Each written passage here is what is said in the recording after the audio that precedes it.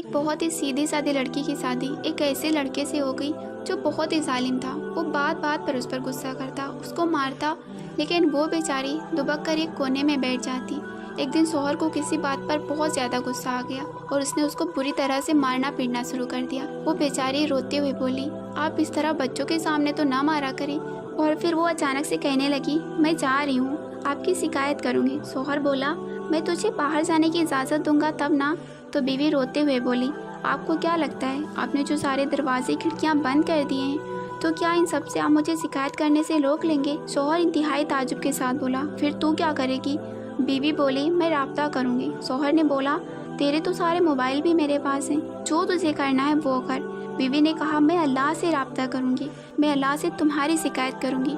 देखिए, अल्लाह किसी खिड़की या दरवाजे या मोबाइल का मोहताज नहीं होता। अल्लाह हमेशा हमारे साथ है। ऐसे कामों से अल्लाह से डरे। जिस दिन बेटी घर से विदा होती है ना, उस दिन आपको माएँ रोती मिलेंगी, बाप आपको रोता नहीं मिलेगा। ना भाई आपको रोते मिलेंगे। बाप कब रोता है पता है? बाप घर आकर रोता है, भाई भी घर आकर रोते हैं। आप देखना कि बेटी की जुदाई पर रातों में बाप सिसकियाँ लेता मिलेगा, भाई भी आपको रोते मिलेंगे। ये होता है बेटियों का ताल्लुक बाप से। असल बेटी का ताल्लुक होता है वो बाप से होता है, भाई से होता है, एक अब्री ताल्लुक होता है। बेटी का ताल्लुक बाप से बचपन से होता है। शादी की पहली रात शौहर कमरे के अंदर दाखिल हुआ। अंदर जाकर देखा तो उसकी बीवी बेड पर बैठी हुई थी। उसने अपनी बीवी से कहा, तुम मुझे पसंद नहीं हो, मैंने तुमसे शादी मेरे माँ बाप के कहने पर की है और घर का काम करवाने के लिए की है, नहीं तो मैं तुम जैसी बदसूरत के साथ शादी नहीं करता।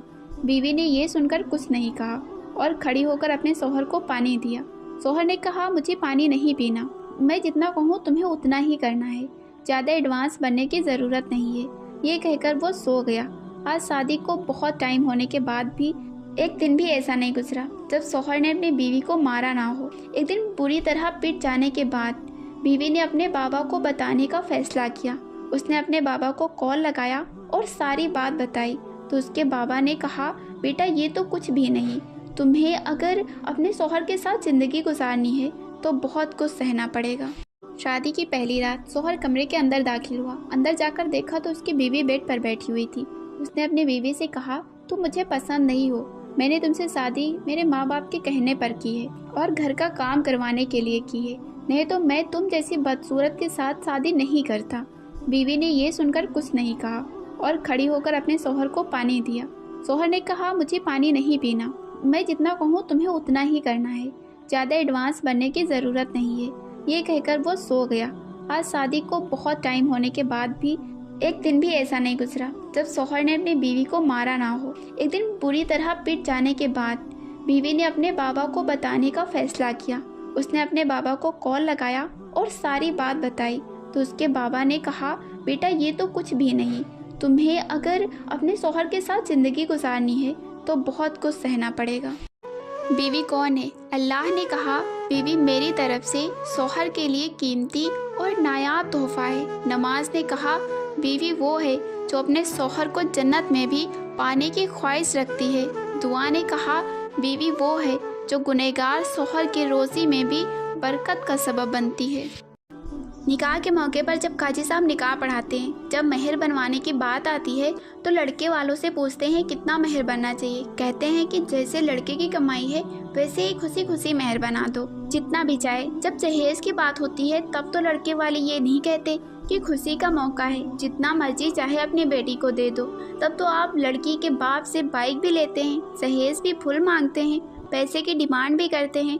तब तो आपके मुंह से एक जुमला तो नहीं निकलता। और जब देने की बारी आई तो खुशी का मौका है। लड़की वालों को चाहिए कि जितना जहेज की ज़्यादा डिमांड करें उतना ही लड़की को हक मेहर रखें। आपकी बेटी इतनी भी सस्ती नहीं है कि 2,500 रुपये कोई दे रहा है। लड़कियों को भी चाहिए कि जितना डिमांड आपके बाप से करे उतना ही डिमांड आप भी रखें। हर इंसान शादी इसलिए करता है कि अपने हमसफ़र के साथ सुख दुख बांटेंगे और खुशहाल ज़िंदगी बिताएंगे। लेकिन पत्नी को रोता बिलखता देखकर भी अगर शौहर को कुछ फर्क ना पड़े तो फिर ऐसे रिश्तों का क्या मतलब रह जाता है। औरत बचपन से लेकर शादी होने तक अपने माँ बाप के लिए जीती है और शादी होने के बाद जब तक बच्चे नहीं होते तब तक शौहर के लिए जीती है, और जब बच्चे हो जाएं तो शौहर और बच्चे दोनों के लिए जीती है।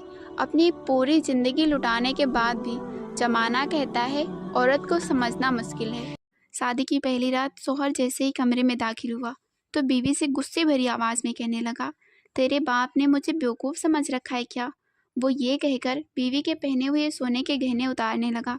बीवी के सोने के गहने उतार कर बीवी से कहने लगा, तुम क्या समझती हो मैं तुम्हें ये गहने पहनने दूंगा? क्योंकि तुम्हारे बाप ने मेरे साथ धोखा किया है। सोहर की ये सारी बातें सुनकर बीवी फूट फूट कर रोने लगी और कहने लगी, क्या हुआ आखिर, मसला क्या है? आप मेरे साथ ऐसा क्यों कर रहे हो?